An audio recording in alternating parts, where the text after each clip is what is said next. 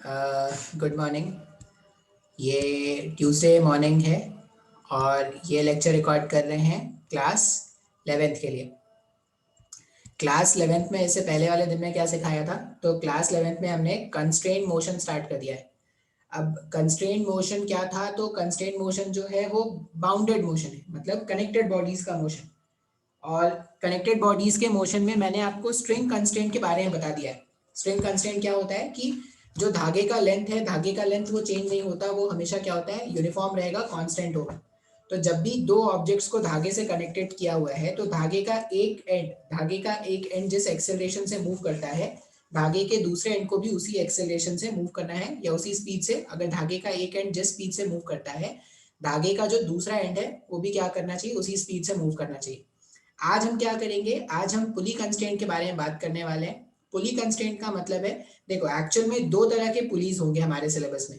एक पुली ऐसा होता है जो क्या होता है, फिक्स्ड होता है। जैसे हमने आज से पहले तक जो पुली देखा था वो फिक्स्ड होता था, पुली कहीं नहीं भाग रहा होता था। अब फिक्स पुली के केस में हम क्या बोलते थे, अगर पुलीज फिक्स्ड होते थे तो हम बोलते थे कि पुली का एक एंड जितना नीचे जाएगा और दूसरा एंड उतना ही ऊपर जाएगा। मैं इसको डायग्राम से बताता हूँ, डायग्राम वायग्राम बना लेता हूँ फिर आपको बताता हूँ। देखो स्टार्ट करते हैं। अब प्लेइंग म्यूजिक, ये क्या चल रहा है?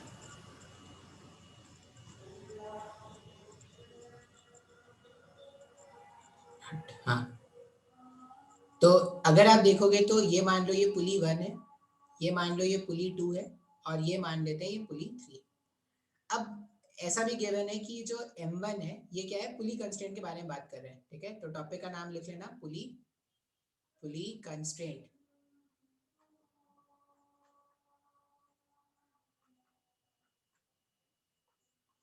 अच्छा, अभी ये जो M1 ब्लॉक है, ऐसा गिवन है कि M1 is greater than M2, M1 का मास M2 से ज्यादा है। अब अगर M1 का मास M2 से ज्यादा है तो हम क्या बोलते थे कि अगर M1 का मास M2 से ज्यादा है तो ये A एक्सेलरेशन से नीचे गिरना स्टार्ट करेगा। अब अगर ये A एक्सेलरेशन से नीचे गिरता था तो ये जो एंड होता है, ये एंड क्या करता है, ये एंड A एक्सेलरेशन से ऊपर जाना स्टार्ट करता था क्या? ये किसके, ये कहाँ से आता था? ये आता था स्ट्रिंग कंस्ट्रेंट से। कैसे? अगर स्ट्रिंग का एक एंड ए एक्सेलरेशन से नीचे गया है तो डेफिनेटली जो स्ट्रिंग का दूसरा एंड है उसको ए एक्सेलरेशन से ऊपर आना चाहिए। अगर ऐसा नहीं होता, अगर दोनों के एक्सेलरेशन अलग अलग होते तो स्ट्रिंग का जो लेंथ है, वो जो स्ट्रिंग का लेंथ है वो चेंज हो जाता, जो आइडियल स्ट्रिंग के कंडीशन को वॉयलेट कर देता। तो अगर ये स्ट्रिंग आइडियल है, इसका मतलब क्या होगा, इसका लेंथ चेंज नहीं होना है।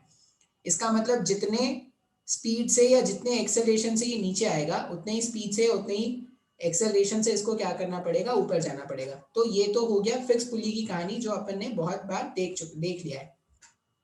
अब यहाँ पर अगर देखोगे तो P2, अब ये जो M1 है ना, मान लेते हैं कि इसका एक्सेलरेशन A1 डाउनवर्ड्स है, और ऐसा मान लेते हैं कि इसका एक्सेलरेशन M2 का एक्सेलरेशन A2 अपवर्ड। अब सेम सेम क्यों नहीं माना है, अभी ध्यान से देखना, समझ में आ जाएगा। ये जो P2 पुली है, ये जो P2 पुली है, वो अगर आप ध्यान से देखोगे तो P2 पुली भी कैसा है, फिक्स पुली है। अब फिक्स पुली के केस में क्या होगा कि अगर अगर ये वाला एंड अगर ये वाला एंड A1 एक्सेलरेशन से ऊपर गया है, इसका मतलब ये जो एंड है उसको क्या करना पड़ेगा, A1 एक्सेलरेशन से ऊपर आना पड़ेगा। बिल्कुल बात सही है सर। अगर ऐसा नहीं होगा तो धागे का जो लेंथ है वो चेंज हो जाएगा। ठीक है, जो कि अलाउड नहीं है। अच्छा, और आप देखो यहां पर ना, आप चाहो तो ये दो पॉइंट्स को भी कंसिडर कर सकते हो, जैसे ये पॉइंट, ये पॉइंट, ये पॉइंट और ये पॉइंट। अब ये वाला पॉइंट अगर देखोगे ना, तो इसको मैंने क्या किया है, वॉल से कनेक्ट करके रखा है। वॉल से कनेक्ट करके रखा है मतलब इसका एक्सेलरेशन कितना है, 0। अब इसका 0 है, इसका मतलब थ्रू आउट यहाँ पर क्या हो जाएगा, 0 ले लेंगे। इसका 0 है मतलब थ्रू आउट द पॉइंट यहाँ पर 0 है। इस वाले पॉइंट का अपन ने मान लिया A1 क्या है, A1 अपर डायरेक्शन में, और इधर हमने मान लिया A1 डाउनवर्ड डायरेक्शन में। अब रूल क्या बोलता है ना, रूल क्या बोलता है, आपको रूल याद रखना पड़ेगा। वेरिएबल पुली के केस में दो तरह से हम क्वेश्चन को सॉल्व कर सकते हैं। जैसे पहला जो रूल है, पहला रूल ऐसा होगा कि कभी भी अगर आपके पास वेरिएबल पुली मिल जाए, आपको कभी भी वेरिएबल पुली अगर कभी भी मिल जाए आपको, मान लो ये एंड 1 है इसका, ये एंड 2 है इसका, और ये हो गया इसका पुली। ठीक है, पुली खुद। अब अगर फिक्स पुली होता है तो हम क्या बोल देते थे कि फिक्स पुली में एपी का वैल्यू जो होता था वो 0 होता था। मान लीजिए इस वाले एंड का एक्सेलरेशन है a1, इस वाले एंड का एक्सेलरेशन है a2। अब रिलेशन क्या बोलता है कि एक्सेलरेशन ऑफ पुली जो है, एक्सेलरेशन ऑफ पुली जो होगा वो फर्स्ट वाले एंड का प्लस सेकेंड वाले एंड का एक्सेलरेशन का वेक्टर सम डिवाइडेड बाय 2 होगा। ये रिलेशन आपको क्या करना है, याद रखना है वेरिएबल पुली के केस में। जब भी आपके पास वेरिएबल पुली के क्वेश्चन आएंगे और आपसे पुली का एक्सेलरेशन पूछा जाए, अगर सॉरी वेरिएबल पुली नहीं, अगर मूवेबल पुली के क्वेश्चन है, अब मूवेबल पुली है अगर वो मूव कर सकता है तो उसके पास कुछ एक्सेलरेशन होगा, कुछ वेलोसिटी होगा। अब पुली का एक्सेलरेशन अगर जानना है या पुली का वेलोसिटी अगर जानना है तो आप क्या करना, उसके एंड्स का वेलोसिटी या उसके एंड्स का एक्सेलरेशन देखना। जो भी एंड्स का वेलोसिटी या जो भी एंड्स का एक्सेलरेशन है उन दोनों को वेक्टरली ऐड कर देना। वेक्टरली ऐड करना है मतलब क्या है, डायरेक्शन भी आपको देखना है, डिवाइडेड बाय 2 कर देना। अब जैसे इस तरह के क्वेश्चन में तो एक डायरेक्शन ऊपर है तो पॉजिटिव मान लेंगे, एक डायरेक्शन नीचे है तो नेगेटिव मान लेंगे। तो इस तरह के क्वेश्चन में तो प्लस माइनस से काम चल जाएगा, लेकिन आप हमेशा याद रखना कि हम कैसे ऐड कर रहे हैं, वेक्टरली ऐड कर रहे हैं। अच्छा, ये थ्योरम हमेशा अप्लाई करेंगे क्या सर? तुम हमेशा भी अप्लाई कर सकते हो। जैसे जब फिक्स पुली होता था, जब फिक्स पुली होता था तो पुली का एक्सेलरेशन क्या होता था, 0 होता था। अब जैसे ही पुली का एक्सेलरेशन 0 कर दिया हमने, हमने बोल दिया कि जो पुली है उसका एक्सेलरेशन अगर 0 है तो ये इक्वेशन कुछ ऐसा बन जाएगा क्या, a1 vector plus a2 vector equals to 0। हाँ सर। अब a1 वेक्टर जो है वो minus times of a2 vector हो जाएगा। इसका मतलब ये हो गया कि देखो जैसे फिक्स पुली के केस में जितने एक्सेलरेशन से ये नीचे जाता है उतने एक्सेलरेशन से ऊपर जाता है क्या, दोनों का मैग्नीट्यूड सेम होता था लेकिन दोनों डायरेक्शन वाइज जस्ट ऑपोजिट होते थे। पुली अगर फिक्स्ड है तो हम बोलते थे कि जितने एक्सेलरेशन से इसको नीचे जाना है उतने एक्सेलरेशन से उसको ऊपर जाना है। लेकिन अगर पुली मूवेबल है तो आप क्या करना, आप पुली के दोनों एंड्स के एक्सेलरेशन को वेक्टरली ऐड कर देना, डिवाइडेड बाय 2 कर दोगे तो पुली का एक्सेलरेशन मिल जाएगा। अगर वेलोसिटी फाइंड करना है तो पुली के दोनों एंड्स के वेलोसिटीज को वेक्टरली ऐड करके डिवाइडेड बाय 2 कर देना, आपको क्या मिल जाएगा, आपको पुली का एक्सेलरेशन मिल जाएगा। अभी ध्यान से देखना, जैसे ये जो डायग्राम है हमारे पास, ये जो डायग्राम है उसमें अगर देखोगे तो मैं एंड्स के नाम रख देता हूं। मान लो ये पॉइंट 1 था, ये 2, ये 3, ये 4, ये 5 और ये 6। बात समझ में आ रहा है? मान लो मेरे को ये जो देखो M2 और ये पुली ये थ्रेड से कनेक्टेड है ना, इसका मतलब एक्सेलरेशन ऑफ पुली जो है या एक्सेलरेशन ऑफ M2 ब्लॉक जो है दोनों एक ही बात है क्या? पुली का एक्सेलरेशन लिखो या M2 जो ब्लॉक है उसका एक्सेलरेशन, दोनों एक ही बात है। अच्छा, P3 पुली जो है वो तो सर मूवेबल पुली है। अगर पुली मूवेबल है और मुझे P3 का एक्सेलरेशन जानना है तो अभी हमने पढ़ा फर्स्ट वाले एंड का एक्सेलरेशन। अब फर्स्ट वाला एंड इसका कौन सा है, 4। 4 जो है वो A1 एक्सेलरेशन से ऊपर जा रहा है तो प्लस में रख दिया, ऊपर के डायरेक्शन में प्लस रख देंगे और डाउनवर्ड डायरेक्शन में नेगेटिव रख देंगे। अच्छा, प्लस इसका सेकंड वाला एंड जो है वो तो 0 है, रेस्ट में है, वो तो कहीं जा नहीं रहा, डिवाइडेड बाय 2। इसको अगर आप सॉल्व करोगे तो पुली का एक्सेलरेशन या एक्सेलरेशन ऑफ M2 ब्लॉक जो है वो A1 by 2 आ रहा है क्या, प्लस में आ रहा है। इसका मतलब क्या है, ये जो A2 डायरेक्शन हमने अज्यूम किया वो सही है ना, तो A1 नीचे जा रहा है और ये जो A2 है ये अगर आप ध्यान से देखोगे तो A2 और A1 में रिलेशन आया है, A2 is equal to A1 upon 2। इसका मतलब 2 टाइम्स ऑफ A2 जो है वो A1 के इक्वल आ गया क्या। तो ये रिलेशन है जो अपने को क्या करना है, याद रखना है, सॉरी याद नहीं, इस तरह से अपन को याद रखना है कि जब भी पुली मूवेबल है, जब भी पुली मूवेबल है तो आप क्या करोगे, इस वाले एंड का एक्सेलरेशन, इस वाले एंड का एक्सेलरेशन, दोनों एक्सेलरेशन को वेक्टरली ऐड कर दो, डिवाइडेड बाय 2 कर दो, पुली का एक्सेलरेशन आ जाएगा। एक क्वेश्चन में नहीं समझ में आएगा, 3-4 क्वेश्चन करेंगे तो शायद आपको समझ में आ जाएगा, लेकिन ये तरीका नंबर 1 है। जब भी आप देखो कि पुली मूवेबल है, पुली मूवेबल है तो आप समझ लेना कि पुली का एक्सेलरेशन अगर फाइंड करना है या पुली का वेलोसिटीज अगर फाइंड करना है तो पुली के दोनों एंड्स के एक्सेलरेशन और वेलोसिटीज को ऐड कर दो, डिवाइडेड बाय 2 कर दो, तो तुम्हारे पास पुली का एक्सेलरेशन आ जाएगा। ये पहला तरीका हो गया। अच्छा भाई साहब, अभी सेकंड तरीका क्या है, summation T dot V equals to 0। अब समेशन टी डॉट वी मैंने आपको जब सिखाया था, summation T vector dot, summation में वेक्टर कहां से आ गया, summation T vector dot A vector is equal to 0। ये रिलेशन हमने देखा था। तो मैंने आपको क्या बोला था कि जितने भी पॉइंट्स तुमको दिख रहे हैं सबके लिए T vector dot A vector लिख दो, रिजल्ट आ जाएगा 0, सॉल्व कर लो। बिल्कुल सर, ऐसा लिखा था अपन ने। अभी एकदम ध्यान से देखना, अगर आप यहाँ पर ध्यान से देखोगे तो अपन क्या करेंगे, अब यहाँ पर ये जब जब मैं आपके पास ना मूवेबल पुली आ जाए, जब भी मूवेबल पुली आ जाए, आप सिर्फ उन एंड्स को देखो जो एंड्स से ब्लॉक अटैच्ड है। बात समझ में आ रहा है? सेकंड मेथड क्या है, आप सिर्फ उन एंड्स को देखो जिस एंड्स में से क्या है, ब्लॉक्स अटैच है। क्योंकि ये वाले जो होते हैं ना, ये वाले, इनमें वर्चुअल वर्क नहीं होता। मतलब जितना वर्चुअल वर्क ऊपर होगा उतना वर्चुअल वर्क नीचे भी हो जाएगा।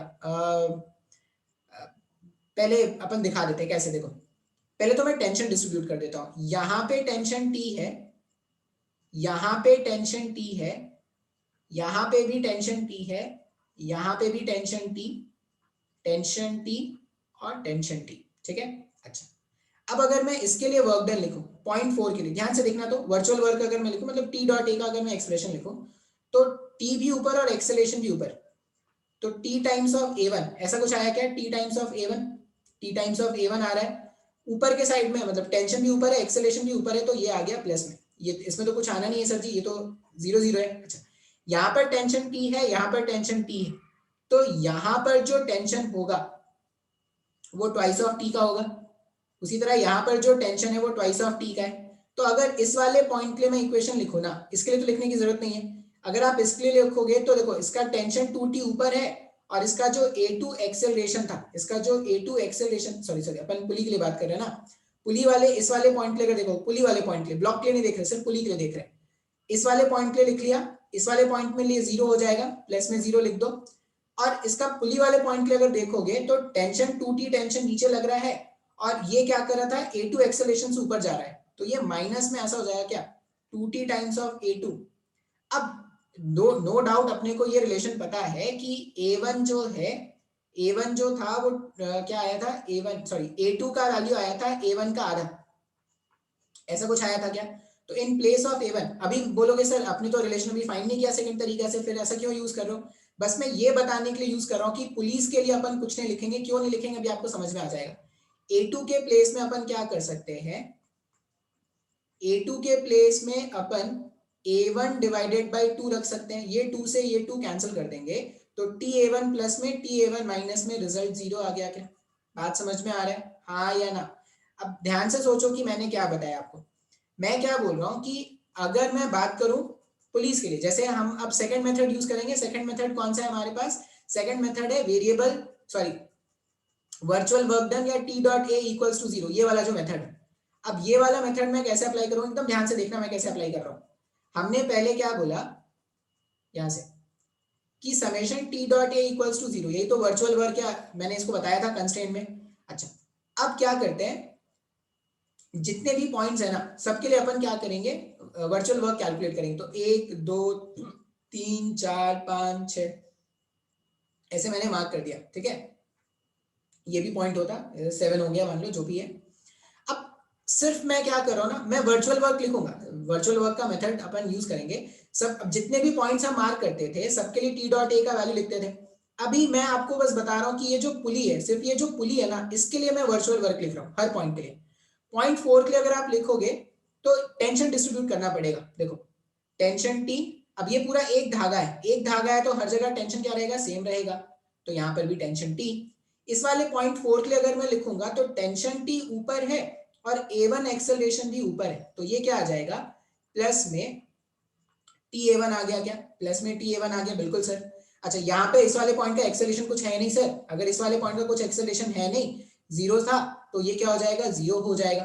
फिर T3, ये जो पुली का जो पॉइंट है ये वाला, इसके लिए अगर मैं लिखूंगा तो टेंशन इसमें डाउनवर्ड डायरेक्शन में है ना, और सिंस ये पुली अगर हमेशा इक्विलिब्रियम में है तो जितना टेंशन ऊपर होगा, जितना फोर्स ऊपर होगा उतना ही फोर्स नीचे भी होना चाहिए, तो ये 2t लिख देंगे। तो लिख रहे हैं 2t। अच्छा, इसका एक्सेलरेशन अभी हमने देखा था कि a2 का जो वैल्यू है, अभी हमने सिंप्लीफाई कर लिया था, ये सॉल्व कर लिया था। a2 का वैल्यू जब मैंने सॉल्व किया था तो a2 का वैल्यू a1 डिवाइडेड बाई 2 आया था क्या, a1 डिवाइडेड बाई 2, 2t नीचे एक्सेलरेशन ऊपर, तो ये माइनस हो जाएगा। ये और ये जब आप कैंसिल करोगे तो सॉल्व करने पे ये कितना आ जाएगा, 0 आ जाएगा। इसका मतलब ये जो t डॉट ए का वैल्यू जब हम लिखेंगे तो ये पुली के लिए लिखने की जरूरत नहीं है ना। क्यों जरूरत नहीं है? क्योंकि जितना ऊपर का जितना वर्क डन पॉजिटिव होगा उतना ही वर्क डन नेगेटिव भी होगा और वो कैंसिल आउट हो जाएगा। सर नहीं आया समझ में? वर्चुअल वर्क मेथड में मैंने इससे पहले वाले एक लेक्चर में बताया था ना, जितने भी पॉइंट्स होंगे सबके लिए टी डॉट वी लिख दो, ऐसे ही तो बताया था ना। अब याद क्या रखना कि जो पुलिस वाले पॉइंट है ना उसके लिए टी डॉट वी लिखने का कोई सेंस नहीं। क्यों? क्योंकि जितना टी डॉट वी पॉजिटिव मिलेगा उतना ही टी डॉट वी नेगेटिव भी मिलेगा और वो कैंसिल आउट होकर क्या हो जाएगा, जीरो हो जाएगा, तो उसको लिखने की जरूरत नहीं। अब बोलेगे सर अगर फिक्स पुली हुआ तो इसके लिए भी जीरो हो जाएगा। देखो ये क्या कर रहा है, ये A1 एक्सेलरेशन से नीचे जा रहा है, ये A1 एक्सेलरेशन से नीचे आ रहा है, टेंशन इधर, तो ये पॉजिटिव है। लेकिन ये A1 एक्सेलरेशन से ऊपर जा रहा है, टेंशन डाउनवर्ड डायरेक्शन में, तो ये नेगेटिव हो गया ना। जितना नेगेटिव उतना पॉजिटिव फिर से कैंसिल आउट हो जाएगा। तो जब हम वर्चुअल वर्क वाला मेथड इस तरह के सिनेरियो में यूज करेंगे तो पुलिस को छोड़ के बाकी सबके लिए हम वर्चुअल वर्क लिख देंगे या टी डॉट ए का समेशन इक्वल्स टू 0 लिख देंगे। बात समझ में आया है क्या? तो मैं फिर से थोड़ा स्क्रीन को पीछे लेके जा रहा हूँ, ठीक है। तो मैं अब लिखने वाला हूँ तरीका नंबर 2। तरीका नंबर 1 मैंने बता दिया, आप टेंशन मत लीजिए, मैं अब इसमें अभी और भी क्वेश्चन बताऊंगा। तरीका नंबर 2, मैं जितने भी क्वेश्चन कराऊंगा दोनों तरीके से करा दूंगा ताकि आप अच्छे से कंफर्टेबल हो जाओ। अच्छा 2 तरीके बताऊंगा, इसके अलावा और कोई तरीका नहीं जानना है। बुक्स में, ये में, यूट्यूब में जहां आपको देखना है आप देखना, लेकिन कोई और तरीका देख के अगर फिर मेरे को परेशान करोगे तो मैं नहीं बताने वाला। मेरे तरीके में तो मेरे को परेशान करोगे तो 1000 बार बताऊंगा, नहीं अगर नहीं समझ में आया तो, ठीक है। अब हम क्या करेंगे, सिर्फ उन्हीं पॉइंट्स के बारे में लिखेंगे वर्चुअल वर्क जो क्या है, ब्लॉक से कनेक्टेड है, क्योंकि ये सब मिलके क्या हो गया था, जीरो हो गया था। इसमें अगर देखोगे तो टेंशन टी इसमें ऊपर है, टेंशन हमेशा अवे फ्रॉम द ऑब्जेक्ट है, और ये A1 एक्सेलरेशन से नीचे जा रहा है। इसके लिए अगर मैं वर्चुअल वर्क लिखूंगा तो क्या लिखूंगा, टी A1 माइनस में लिखेंगे, बिल्कुल सही सर। अच्छा इसमें 2t टेंशन ऊपर था और ये खुद A2 एक्सेलरेशन से ऊपर जा रहा है, तो ये प्लस में A2 टाइम्स ऑफ 2t हो जाएगा क्या, equals to 0। Net work done को 0 से इक्वेट कर देना है, तो माइनस में TA1 plus 2 times of TA2, ये 0 है। जब इसको सॉल्व करोगे तो A1 का वैल्यू 2 टाइम्स ऑफ A2 आ जाएगा क्या। अब यही तो रिलेशन हमने फाइंड किया था ना कंस्ट्रेंट से, हाँ या ना, कंस्ट्रेंट से ये रिलेशन फाइंड कर लिया। बात समझ में आ रहा है? तो अभी मैं आपको ना कुछ कंस्ट्रेंट के रिलेशन लिखना सिखाता हूँ, फिर अपन क्या करेंगे, इस तरह के क्वेश्चन भी सॉल्व करना सीख लेंगे। ये देखो एक डायग्राम है ऐसा, इसमें हमारे पास 1 2 3 3 पुलीज है ऐसे, और A B और C 3 ब्लॉक्स हैं। अच्छा क्वेश्चन में ये बताया गया है कि जो ब्लॉक A है वो 5 मीटर पर सेकेंड स्क्वायर के एक्सेलरेशन से ऊपर मूव कर रहा है, जो ब्लॉक B है वो 2 मीटर पर सेकेंड स्क्वायर के एक्सेलरेशन से डाउनवर्ड डायरेक्शन में मूव कर रहा है। तो ये जो ब्लॉक C है, ये जो ब्लॉक C है इसका क्या एक्सेलरेशन होगा, ये अपने को क्या करना है, फाइंड आउट करना है। अब इसमें स्टार्ट करते हैं। तो पहले तो मैं दोनों तरीके से, पहले मैं बताऊंगा वो फर्स्ट तरीका, ठीक है। पहले अपन क्वेश्चन को सॉल्व करते हैं पहले तरीके से। अब एकदम ध्यान से देखना कि मैं कैसे अप्रोच करता हूं। देखो ये ए जो पार्टिकल है 5 मीटर पर सेकेंड स्क्वायर से अगर ऊपर जा रहा है, पुली 1 कैसा है, फिक्स पुली है, तो अगर ये 5 मीटर पर सेकेंड स्क्वायर से ऊपर जा रहा है मतलब ये 5 मीटर पर सेकेंड स्क्वायर से नीचे जाएगा क्या, 5 मीटर, ये 5 मीटर उठा लेंगे, ये 5 मीटर पर सेकेंड स्क्वायर से नीचे जाने वाला है क्या।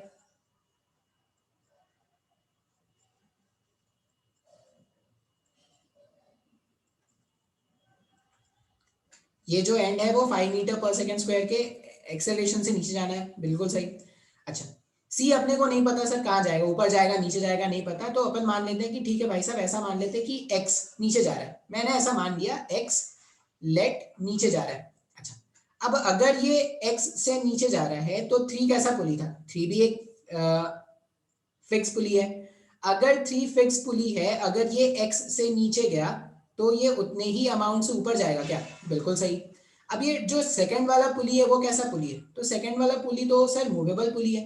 अगर सेकंड वाला पुली मूवेबल है, ठीक है, तो अपन ये लिख सकते हैं क्या, एक्सेलरेशन ऑफ पुली जो होता था वेक्टर में वो A1 vector plus A2 vector divided by 2 होता था, बिल्कुल सही है सर। अच्छा जो पुली का एक्सेलरेशन है 2 मीटर पर सेकेंड स्क्वायर से नीचे जा रहा है, तो पुली के एक्सेलरेशन को मैंने लिख दिया -2।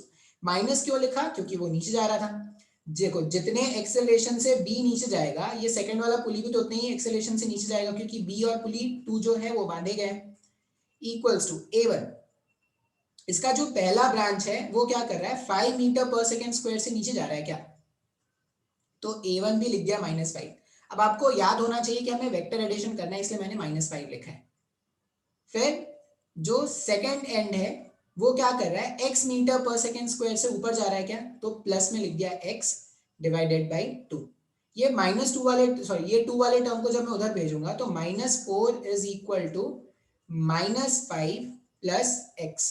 -5 को अगर मैं उधर भेज दूं, -5 को अगर मैं उधर भेज दूं तो 5 - 4, तो x का value 1 metre per second square आ रहा है क्या। इसका मतलब x का जो वैल्यू हमने जब सॉल्व किया, जो x का वैल्यू हमने जो सॉल्व किया वो क्या आ रहा है, 1 मीटर पर सेकेंड स्क्वायर। अब अगर वैल्यू पॉजिटिव आ गया, सॉल्व किया और अगर वैल्यू पॉजिटिव आ गया, इसका मतलब जो डायरेक्शन आपने सोचा था वो बिल्कुल सही था। अगर इसी क्वेश्चन में मैं मान लेता कि x ऊपर जा रहा है, अगर इसी क्वेश्चन में मान लेता कि x ऊपर जा रहा है, तो यहाँ पर क्या हो जाता, यहाँ पर भी माइनस हो जाता। ये माइनस होता जब आप सॉल्व करते ना, तो यहाँ पे -1 आता। अब अगर -1 आ जाता है, इसका मतलब आप क्या समझ जाओगे कि अगर वो -1 आ गया, इसका मतलब आपको ये समझना था कि जो डायरेक्शन आपने अज्यूम किया था, जैसे मैं बोल देता इसी वाले क्वेश्चन में, अगर मैं ऐसा बोल देता कि ये x से ऊपर जा रहा है, अगर ये x से ऊपर जा रहा है तो ये वाला एंड क्या होता है, ये वाला एंड x से नीचे जाता क्या, बात समझ में आ रहा है। तो यहाँ पर भी एक माइनस आ जाता, -x माइनस इतना, फिर ये -4 -x ऐसा हो जाता। जब आप इसको सॉल्व करते तो ये इधर जाके तो ये -1 मीटर पर सेकेंड स्क्वायर आ जाता ना। अब माइनस आ जाने का, क्योंकि देखो अपने को देख के नहीं पता चलेगा कि वो ऊपर जा रहा है या नीचे जा रहा है, तो कैसे पता चलेगा सर, हमेशा आपको क्या करना पड़ेगा, अगर आपने कोई भी अजम्पशन आप ले लो, किसी भी डायरेक्शन में अजम्पशन ले लो, अगर आपका अजम्पशन सही है, अगर आपका अजम्पशन सही है तो वो सही सही डायरेक्शन में आ जाएगा। मतलब आपने अगर सॉल्व किया और वैल्यू आ गया पॉजिटिव, इसका मतलब जो आपने अज्यूम किया था डायरेक्शन, उसी डायरेक्शन में वो मूव कर रहा है। लेकिन अगर वैल्यू नेगेटिव आ गया एक्सेलरेशन का, तो इसका मतलब है जिस डायरेक्शन में आपने अज्यूम किया है उसके जस्ट ऑपोजिट डायरेक्शन में वो मूव कर रहा है। तो x का वैल्यू यहाँ पर -1 अगर आता, इसका मतलब अगर मैंने ऐसा माना है -1 आ रहा है, मतलब जो मैंने अज्यूम किया उसका जस्ट ऑपोजिट डायरेक्शन में मूव कर रहा है। बात समझ में आया क्या। ये हो गया तरीका नंबर 1 क्वेश्चन को सॉल्व करने का। तरीका नंबर 2 से भी सॉल्व कर लेते हैं। तरीका नंबर 2 में क्या कर लो, टेंशन डिस्ट्रीब्यूट कर दो। तरीका नंबर 2 जो है उसमें हर पॉइंट पर टेंशन डिस्ट्रीब्यूट कर दो, ठीक है, और समेशन टी डॉट टी लिख लो। देख लेते हैं कैसे। जैसे यहां पर टेंशन टी है, ठीक है, यहां पर भी टेंशन टी दिखाएंगे, टेंशन टी दिखाएंगे, टेंशन टी दिखाएंगे। आप कैसे बोल रहे हो सर, देखो ये पूरा एक धागा है ना, अगर थ्रेड यूनिफॉर्म है, अगर थ्रेड यूनिफॉर्म है तो हर धागे का टेंशन टी रहेगा। अच्छा यहां पर टेंशन 2t हो जाए, कैसे बोला सर आपने, ये जो सेकंड वाला पुली है उसको तो इक्विलिब्रियम में रखना है, मतलब जितना फोर्स ऊपर उतना फोर्स नीचे भी लगना चाहिए। तो अगर 2t टेंशन ऊपर था तो 2t टेंशन नीचे भी लगना चाहिए। अच्छा अब किन किन पॉइंट्स के लिए लिखेंगे, तो एक इसके लिए लिखेंगे, एक इसके लिए लिखेंगे और एक इसके लिए लिखेंगे। पुलिस वाले जो पॉइंट्स है उनके लिए, उनको उनके बारे में अपने को नहीं सोचना है। अब इसके बारे में अगर लिखोगे तो टेंशन ऊपर है और ये क्या कर रहा था, ऊपर जा रहा था, 5 मीटर पर सेकेंड स्क्वायर के एक्सेलरेशन ऊपर जा रहा था। तो पहला ये जो फर्स्ट वाला पॉइंट है इसके लिए अगर मैं लिखूंगा तो t इंटू 5 प्लस में लिख देते हैं, बिल्कुल सही सर।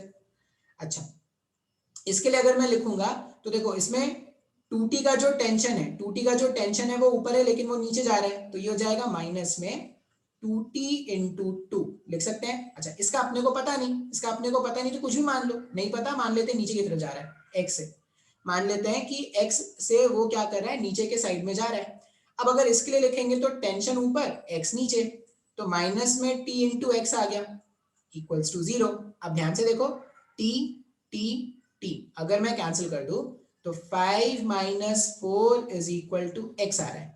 इसका मतलब x का value 1 metre per second square का आया क्या, और पॉजिटिव आ रहा है, इसका मतलब जो डायरेक्शन मैंने सोचा था वो बिल्कुल सही था। आया क्या समझ में, हाँ या ना। एक और क्वेश्चन करके देखते हैं। देखो नेक्स्ट क्वेश्चन क्या है, इस तरह से दो पुलीज है, पुली P1 एंड पुली P2, ठीक है। ये जो P2 पुली है, इस बार P2 पुली का स्पीड उन्होंने बता दिया कि ये 10 मीटर पर सेकेंड के स्पीड से डाउनवर्ड डायरेक्शन में मूव कर रहा है, और ये जो C वाला ब्लॉक है ये 2 मीटर पर सेकेंड के स्पीड से अपवर्ड डायरेक्शन में मूव कर रहा है। क्वेश्चन में ए और बी का स्पीड पूछा गया, बिल्कुल सही है सर, अपन आराम से करते हैं। देखो ये P1 पुली कैसा है, तरीका नंबर 1,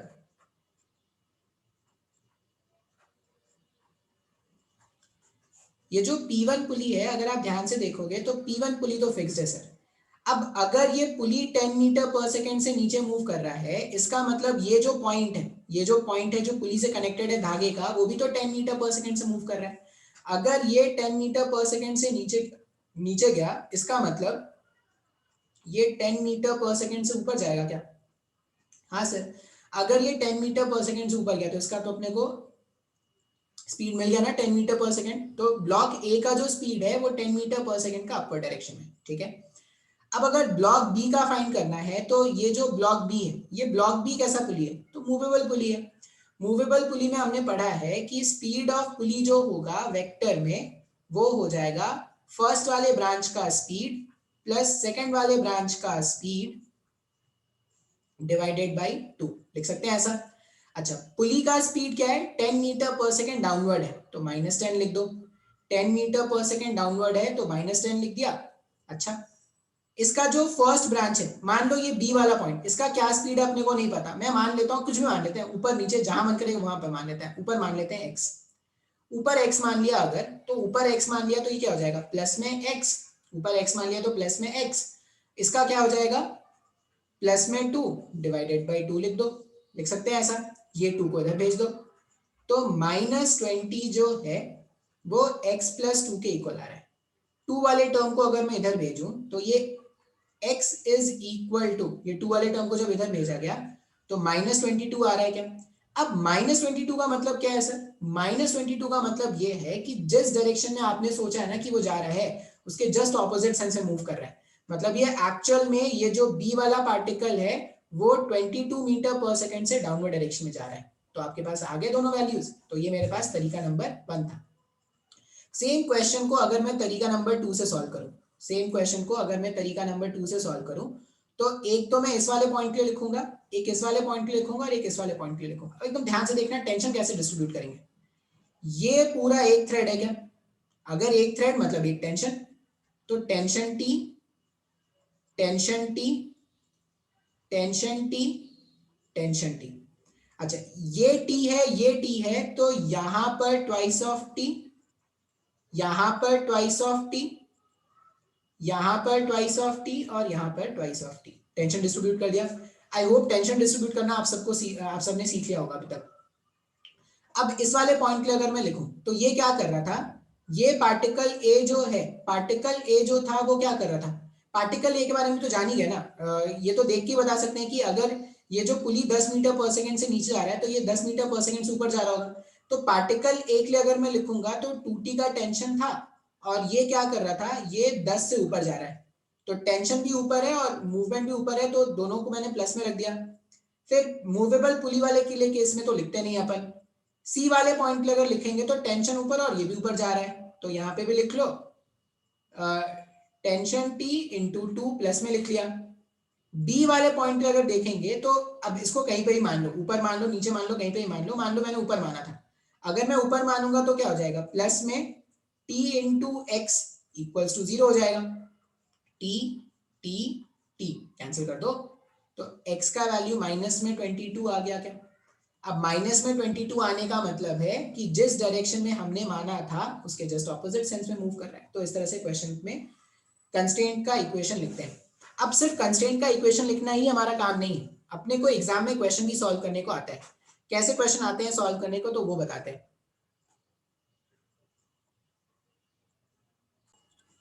देखो ऐसा एक क्वेश्चन है, क्वेश्चन में क्या है, एक 10 केजी का ऑब्जेक्ट है, एक 20 केजी का ऑब्जेक्ट है और इस तरह के अरेंजमेंट्स हमने इसको बांध के रखा है, ठीक है। अब ये जो पुली है ना यहाँ पर, ये पुली कैसा है, मूवेबल पुली है, बिल्कुल सही है सर। अब अगर पुली मूवेबल, क्वेश्चन में क्या पूछा गया है, क्वेश्चन में पूछा गया है find the acceleration of both the blocks 10 kg 20 kg and find the tension in the thread. Question में पूछा गया है find the acceleration for both the blocks and tension in the thread, ये पूछा गया है। 3 वेरिएबल, अब देखो कितने वेरिएबल पहले तो वो देख लेते हैं। अच्छा, जितना इसका एक्सेलरेशन होगा उतना इसका एक्सेलरेशन होगा, क्या बोल सकते हैं क्या ऐसा? नहीं, नहीं बोल सकते। क्यों नहीं बोल सकते सर? क्योंकि बीच में आ गया एक मूवेबल पुली। अगर सिर्फ एक पुली होता, सिर्फ एक पुली होता और उससे एक धागे के दोनों एंड से एक दूसरे को बांधा गया होता, जैसे फिक्स पुली का केस जब होता था, तो आराम से बोल सकते थे कि एक एंड का जितना एक्सेलरेशन होगा दूसरे वाले एंड का भी उतना एक्सेलरेशन होना चाहिए। इस वाले केस में बोल पाएंगे क्या? नहीं बोल पाएंगे सर। तो ऐसा मान लेते हैं कि इसका एक्सेलरेशन है a1 फॉरवर्ड डायरेक्शन में, और इसका भी एक्सेलरेशन मान लेते हैं a2 फॉरवर्ड डायरेक्शन। बोलोगे सर आपको कैसे पता कि फॉरवर्ड है? मेरे को नहीं पता, मेरे को नहीं पता कि दोनों फॉरवर्ड डायरेक्शन में जाएंगे या नहीं। मैंने मान लिया है, मैंने मान लिया है। गलत होगा तो ऑटोमेटिकली आंसर नेगेटिव आ जाएगा। बिल्कुल सही है। फिर अगर आप ध्यान से देखोगे तो यहाँ पे टेंशन T, यहाँ पे टेंशन T, वही टेंशन T यहाँ पर, वही टेंशन T यहाँ पर। तो अगर इस वाले पुली के लिए जो मूवेबल पुली, अगर इसमें टेंशन डिस्ट्रीब्यूट किया जाए तो यहाँ पर ट्वाइस ऑफ T और यहाँ पर ट्वाइस ऑफ T लिख सकते हैं क्या? 2T का टेंशन इस तरफ, 2T का टेंशन इस तरफ। बिल्कुल सही है सर। अब मैं ना ये 20 kg वाले ब्लॉक के लिए अगर इक्वेशन लिखना स्टार्ट करूं, 20 kg वाले ब्लॉक के लिए अगर मैं इक्वेशन लिखना स्टार्ट करूं, तो 20 kg वाले ब्लॉक पर दो फोर्सेस दिख रहे हैं। तो 60 न्यूटन का फोर्स आगे और ये 2T टेंशन पीछे। 60 न्यूटन का फोर्स चाहता है कि 20 kg वाला ब्लॉक है वो आगे मूव करे, लेकिन ये जो 2T टेंशन है वो उसको आगे जाने से रोक रहा है। क्या ये नेट फोर्स हो गया ना? नेट फोर्स को अपन क्या लिखते हैं? Mass into acceleration. मास कितना था? 20 का, और उसका एक्सेलरेशन कितना है? a1 का। ये पहला इक्वेशन बनाया क्या हमने? 60 minus 2T equals to 20 into a1। ये पहला हमने क्या कर दिया? पहला एक्सप्रेशन बना दिया for 20 kg block. 10 kg block के लिए अगर मैं इक्वेशन लिखूं, अगर मैं 10 kg वाले ब्लॉक के लिए इक्वेशन लिखूं, तो इस पे अगर देखोगे तो unbalance force, sorry unbalance force सिर्फ T का है और कोई अनबैलेंस फोर्स है नहीं। ये T चाहता है कि ये a2 एक्सेलरेशन से आगे मूव करे, तो अनबैलेंस फोर्स T जो है वो क्या हो जाएगा? 10 टाइम्स ऑफ a2 हो जाएगा क्या? दूसरा इक्वेशन। वेरिएबल कितने हैं? टेंशन a1 a2, वेरिएबल है 3, इक्वेशन कितने बने? 2। ये तो नाइंसाफी है भाई साहब, वेरिएबल 3 इक्वेशन 2, सॉल्व ही नहीं कर पाएंगे, मतलब एक और इक्वेशन बनाना पड़ेगा। अब एक और इक्वेशन जो बनाना पड़ेगा वो कहां से बनाएंगे? तो अभी हमने देखा था कंस्ट्रेंट, पुली कंस्ट्रेंट। पुली मूवेबल होता है तो पुली कंस्ट्रेंट का रिलेशन लगा सकते हैं। अब तुम्हें जो तरीका अच्छा लगे तुम उसको यूज करो, मैंने दोनों तरीका बता दिया है। मैं यहाँ पर यूज करता हूँ वर्चुअल वर्क का मेथड। एक इस वाले पॉइंट के लिए लिखूंगा और एक इस वाले पॉइंट के लिए लिखूंगा, बाकी के लिखने कोई सेंस नहीं बनता। इसके लिए अगर मैं लिखूंगा, देखो इस वाले पॉइंट के लिए टेंशन 2T का इस तरफ है और एक्सेलरेशन a1 आगे, तो माइनस में 2T इंटू a1 लिख सकते हैं ना? माइनस में 2T इंटू a1, बिल्कुल सर लिख सकते हैं। इसके लिए अगर बात करूं तो टेंशन भी फॉरवर्ड डायरेक्शन में और a2 भी फॉरवर्ड डायरेक्शन में, टेंशन भी फॉरवर्ड डायरेक्शन में और a2 भी अगर फॉरवर्ड डायरेक्शन में है तो प्लस में आ जाएगा क्या? प्लस में आ जाएगा T times of a2 equals to 0। और कोई पॉइंट थे ही नहीं लिखने वाले, T से T गायब कर दो तो a2 का वैल्यू आ गया a1, a2 का वैल्यू a1 के इक्वल आ गया। अब इस इक्वेशन में ना सबको पुट कर दो। 60 minus 2 times of tension, tension क्या है? टेंशन 10 टाइम्स ऑफ a2 है क्या? तो 10 टाइम्स ऑफ a2 रख दिया, इक्वल्स टू 20। a1 के प्लेस में, a1 के प्लेस में 2 टाइम्स ऑफ a2 रख सकते हैं ना? तो जहां पर a1 था वहां पर रख दो 2 टाइम्स ऑफ a2। ठीक है, इसको थोड़ा सिंप्लीफाई कर लो। 60, ये टर्म जब उधर जाएगा तो ये 20 a2 है, यहाँ पर 40 a2, यहाँ से 20 a2, तो ये हो जाएगा 60 टाइम्स ऑफ a2। इसका मतलब जब आप इसको सॉल्व करोगे तो a2 का वैल्यू आ जाएगा 1 मीटर पर सेकेंड स्क्वायर का। अगर a2 1 metre per second square का है तो a1 आ जाएगा 2 मीटर पर सेकेंड स्क्वायर का। a1 आ गया 2 मीटर पर सेकेंड स्क्वायर का, तो टेंशन कितना आ जाएगा? 10 टाइम्स ऑफ a2, तो टेंशन का वैल्यू आ जाएगा 10 इंटू 1, तो 10 न्यूटन का टेंशन। तो मैंने इस तरह से सारे वैल्यूज फाइंड आउट कर लिए। बात समझ में आया है क्या? हाँ या ना?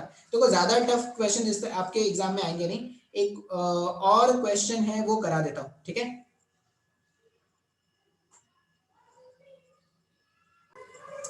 देखो एक क्वेश्चन है, पैकेज क्वेश्चन है, मेरे को लगा तुम देख के डर जाओगे इसलिए मैंने क्वेश्चन ले लिया। क्वेश्चन में ये बोल रहे हैं ट्रॉली इज बीइंग पुल्ड, एक ट्रॉली है, ये क्या है, ये ट्रॉली ऐसे, A trolley is being pulled up an inclined plane by a man sitting on it। एक इंसान है इसके अंदर और वो ट्रॉली को क्या कर रहा है, खींच रहा है, ठीक है, जिसके कारण से ये ट्रॉली जो है वो ऊपर भाग रहा है, ऐसा बोल रहे हैं। देखो a trolley is being pulled up an incline, ये ट्रॉली जो है वो इंक्लाइन के ऊपर चढ़ेगा, inclined plane by a man sitting on it, एक इंसान है जो इसके अंदर बैठा है वो उसको खींच रहा है। If the combined mass of man and trolley is 100 kg, इंसान का मास और ये ट्रॉली का मास मिला के टोटल कितना है, 100 kg का है, ठीक है। और क्या है, the acceleration of trolley will be, ये जो ट्रॉली है ट्रॉली का एक्सेलरेशन कितना होगा ये पूछा गया है, ठीक है। अब अगर आप ध्यान से देखोगे तो हम क्या करते हैं, पहले तो धागे में टेंशन डिस्ट्रीब्यूट कर देते हैं, यहां पर टेंशन टी, वही टेंशन टी यहां पर, इस वाले धागे में वही टेंशन टी, इस वाले धागे में वही टेंशन टी, तो यहाँ पर टेंशन कितना हो जाएगा, ट्वाइस ऑफ टी का हो जाएगा। क्या बात समझ में आ रहा है? बिल्कुल सर समझ में आ रहा है। अच्छा, इसके अलावा अगर आप सोचोगे तो और क्या फोर्स है, देखो अब ना ट्रॉली और मास, देखो जिस ट्रॉली पर हम बैठे हैं तो जिस एक्सेलरेशन से ट्रॉली ऊपर मूव करेगा उसी एक्सेलरेशन से मैं भी तो ऊपर मूव करूंगा। इसका मतलब ये ट्रॉली और ये इंसान जो है उसको एक कंबाइंड सिस्टम मान सकते हैं क्या? मान सकते हैं सर। अब इनको कंबाइंड सिस्टम क्यों मान ले रहे, क्योंकि अपने को ना दोनों का कंबाइंड मास दे रखा है 100 kg का, ठीक है, अपने को दोनों का कंबाइंड मास दे रखा है 100 kg का। अगर मैं फोर्सेस दिखाना स्टार्ट करूं तो इसका जो वेट है, इसका जो वेट है 100 kg का वेट इस तरह से दिखाएंगे, सॉरी 1000 हो जाएगा, वो 100 kg उसका मास है। जब आप इसको रिजॉल्व करोगे तो एक कंपोनेंट इस तरफ आएगा और एक कंपोनेंट इस तरफ आएगा। जब आपने इसको रिजॉल्व किया तो इधर आ जाएगा 100 cos 15 और इधर आ जाएगा 1000 sin 15 आ जाएगा। बिल्कुल सही है सर, समझ में आ गया। अब आप ना ये ट्रॉली और ये इंसान को एज अ सिस्टम देखो तो आपको दिखेगा कि T और ये 2T 3T टेंशन का फोर्स आगे चल रहा है और 1000 sin 15 का जो फोर्स है वो नीचे आ रहा है। अच्छा, और ये जो टेंशन का वैल्यू तुमने धागे को जितने फोर्स से तुमने खींचा है धागा भी तो उतने ही फोर्स से खींचेगा। मतलब ये जो टेंशन है, अब ध्यान से देखो, मैंने धागे को अपनी तरफ खींचा था कितने फोर्स से, 250 से, मतलब धागे का जो टेंशन है वो 250 का है क्या? पता नहीं सर समझ में आया कि नहीं।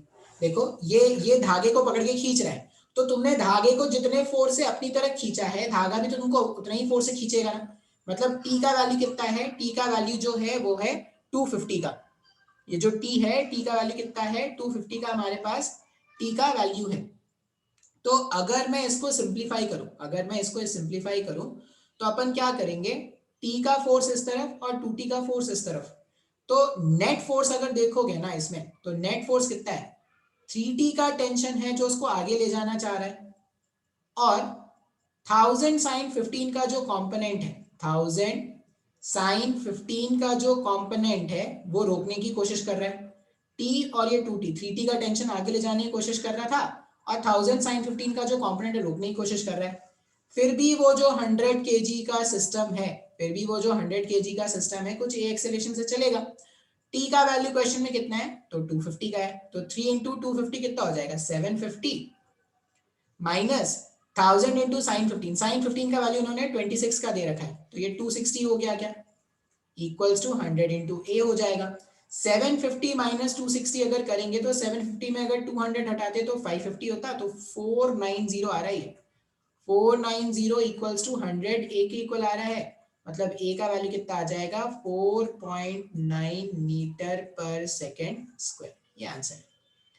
अब दो ये डायग्राम देख के बहुत डरावना लग रहा था लेकिन है बहुत ही आसान, ठीक है। चलिए इतना ही रहने देते हैं आज, तो नेक्स्ट वाले लेक्चर में अपन फ्रिक्शन स्टार्ट करेंगे। फिर आपको क्वेश्चन सॉल्व करना पड़ेगा, आप जब तक क्वेश्चन नहीं सॉल्व करोगे आप नहीं सीखने वाले।